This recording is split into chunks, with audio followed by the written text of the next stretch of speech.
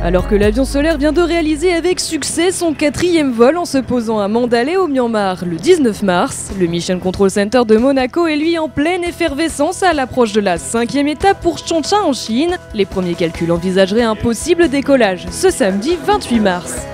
Le Solar Impulse est avion qui carbure à la seule énergie solaire récoltée par ses 17 248 cellules solaires alimentant les 4 batteries des moteurs dont il est équipé a débuté son tour du monde le 9 mars depuis Abu Dhabi. Un périple de 25 jours de vol sur 5 mois environ comprenant 12 étapes dont certaines de plus de 5 jours et 5 nuits pendant lesquelles les 2 pilotes d'exception, Bertrand Piccard et André Borschberg, se passent les commandes.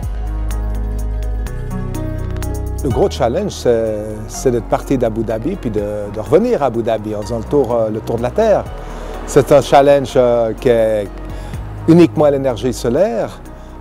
Quand on sait que la traversée du Pacifique va durer 5 jours, la difficulté qu'il va y avoir pour trouver en fait le créneau pour pouvoir donner le go, parce que quand nous on donne un go, il y a tous les signes qui sont ouverts. Il y a l'ATC qui est ouvert, l'état de l'avion, la météo, tout est ouvert.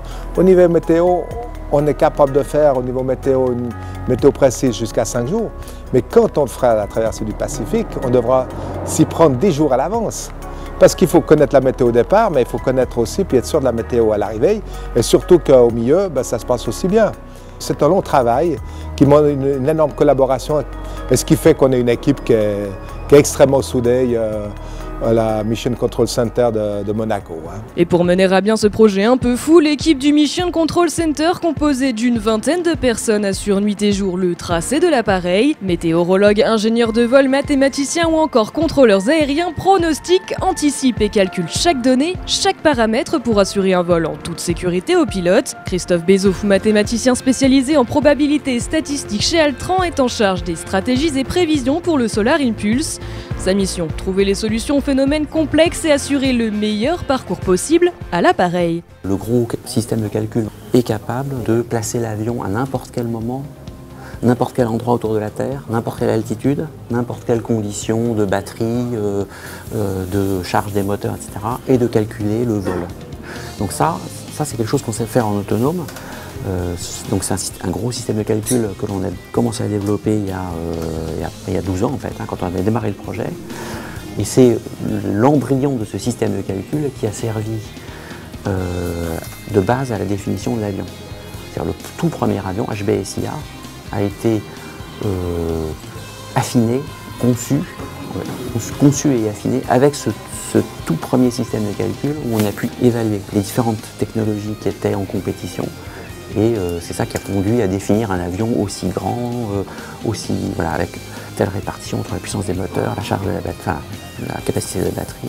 Et puis 12 ans plus tard, on se retrouve avec une maîtrise complète de la chaîne de l'information, depuis les données météo jusqu'à fournir un plan de vol, puisque le système de calcul fournit tous les éléments aux ingénieurs mission pour avoir le plan de vol, les différents points, les différentes altitudes, la réserve d'énergie que l'on aura.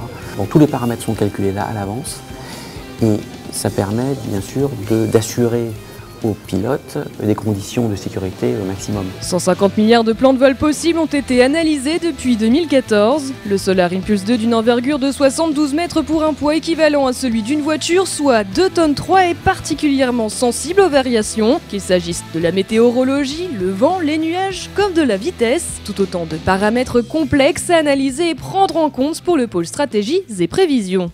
Il y a 2 points qui sont beaucoup plus difficile à traiter pour nous, ce sont les conditions de surface. Parce que là, on est en très basse altitude, on est à moins de 100 mètres d'altitude, et c'est de la météo locale. Il faut connaître les particularités de chaque aéroport, il faut connaître comment le relief local peut générer des catabatiques au matin, etc., etc. Et là, on est dans la micro-météo. Donc on sait que notre système de calcul n'est pas forcément adapté à ça. Et le deuxième point sur lequel nos météorologues sont d'un grand secours, c'est d'obtenir cette vision croisée entre ce que l'on voit nous avec le système de calcul et ce que eux voient avec des satellites par exemple, ou avec des systèmes de sondage météo, ou avec d'autres sources de données. Alors ça donne une grande fiabilité finalement à l'ensemble de l'information que l'on fournit aux pilotes et aux flight directors. Parce qu'on a ce regard croisé qui permet de dire, là j'ai vu à tel endroit que tout semble normal, mais j'ai un signal à un autre endroit qui peut-être me dit que je devrais faire attention. Et ça nous donne l'occasion d'être particulièrement vigilant, peut-être à certains endroits, et le cas échéant, de prévoir une route qui sera un peu différente, que l'on va négocier avec nos amis contrôleurs aériens pour assurer que les contraintes de l'ATC sont bien respectées et que toutes les composantes de la météo sont prises en compte exactement comme on veut. Typiquement, c'est cette interaction-là très forte qui permet d'assurer de très bonnes conditions de vol aux pilotes.